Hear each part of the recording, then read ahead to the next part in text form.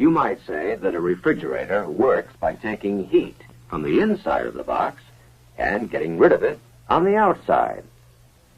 Refrigeration is the transfer of heat from a place where it is not wanted to a place where it is unobjectionable. To do this, a refrigerator uses a unit inside the box that takes up heat and a unit outside the box that gets rid of it. These units are called the evaporator and the condenser. They are tied together by connecting lines, referred to as the suction line and the liquid line. Also in the system are the compressor, which is a pump, the expansion valve, and in many systems, the receiver, a kind of storage tank. A chemical substance called the refrigerant flows through the system. It's the refrigerant that picks up BTUs of heat from inside the box and discards them outside. In the process, the refrigerant changes from a liquid to a gas. Then, in the condenser, it changes back to a liquid. At the same time, the pressure increases in the compressor and decreases in the expansion valve. Before you can understand how the system works, you must learn why and how these changes take place. That means learning some basic principles concerning heat. To begin with, take a swimming pool, and Kathy, who was swimming in the cold water. After she has dried off, she finds the air warm. But Helen has just come from the steam room, and she thinks the air is cold. The words hot and cold are relative. They are used to compare one thing to another. As the girls gossip together, Kathy gets warmer. Heat from the air passes to her body and warms her. But Helen gets cooler. Heat passes from her body to the air. Heat always passes from a warmer substance to a cooler one. If you put an ice cube into water, the water is cold, but the ice is even colder. By comparison, the water is warm. Heat will flow from the water to the ice. This changes the ice, which is a solid, to water, which is a liquid. If you heat the water, it turns into a vapor. This vapor is a gas. These three, solid, liquid, and gas, are called the three states of matter. All matter around us exists in one of these three states. Now, let's see what happens to temperature if you apply heat to the ice. The thermometer reads 32 degrees Fahrenheit. As the ice changes to water, the temperature stays constant at 32 degrees. The heat is causing the change of state from solid to liquid. Then, as you continue to heat the water, the temperature increases until it reaches 212 degrees. The water starts to boil. The temperature remains at 212 degrees. Heat from the flame is now being used not for a change of temperature, but for the change of state. Remember, heat is taken in for the change from solid to liquid. Heat is taken in for the change from liquid to gas. Now, a change of state is always accompanied by a gain or loss of heat. This is a very important point. Any substance takes in heat when it boils or changes from a liquid to a gas. And any substance gives off heat when it condenses or changes from a gas to a liquid.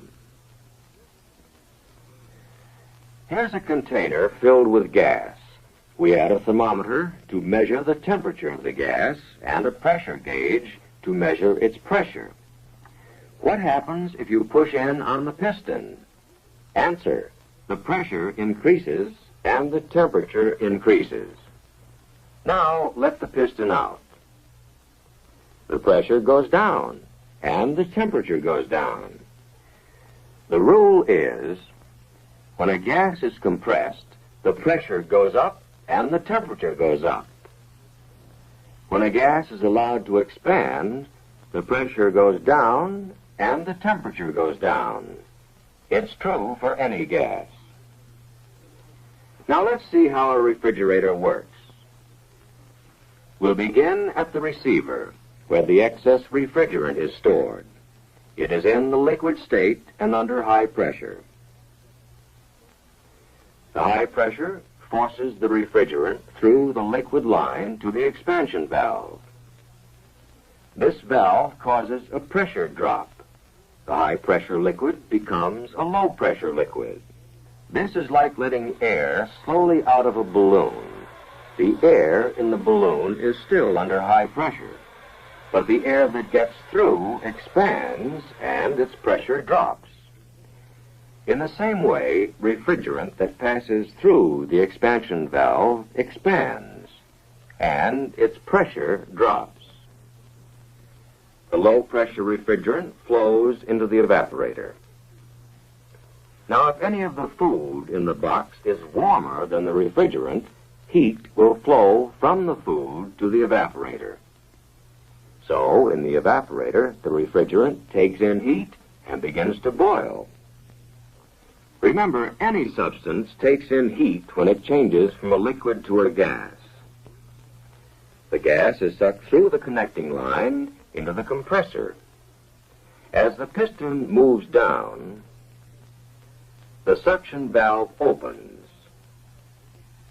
The gas is sucked into the compressor. As the piston starts up again, the suction valve is forced shut and the discharge valve is pushed open. On this stroke, the gas is compressed. Remember what happens when gas is compressed? Pressure goes up, temperature goes up. The gas, now at high pressure and high temperature, flows into the condenser. The gas is hot, hotter than the surrounding air, so it gives up heat to the air. As the refrigerant loses heat, it starts changing back into a liquid. To complete the cycle, the liquid refrigerant returns to the receiver. Now let's review the whole thing. Refrigerant under high pressure flows from the receiver to the expansion valve. The valve causes a pressure drop. The evaporator takes in heat from the box. If anything in the box is hotter than the refrigerant, it gives up its heat to the refrigerant. As the refrigerant takes in heat, it changes from a liquid to a gas. Remember, any substance must take in heat in order to change from a liquid to a gas. The compressor sucks the vapor out of the evaporator and compresses it. This increases the pressure and temperature. The vapor is now hotter than the surrounding air. So, in the condenser, heat is given off to the air. As the refrigerant loses its heat, it changes from a gas to a liquid and flows into the receiver. Now let's consider some additional points that many refrigeration students have trouble understanding. In the evaporator, the temperature may be very low, perhaps 21 degrees below zero, and yet the refrigerant is boiling. How can anything boil at such a low temperature? Water boils at 212 degrees, but other substances boil at other temperatures, some higher than water, some lower. The refrigerant known as R12 boils at minus 21 degrees. There's no mystery about it. It's simply a property of the substance. The refrigerant in the suction line is carrying all the heat it picked up in the box, but its temperature is only about 5 degrees above zero.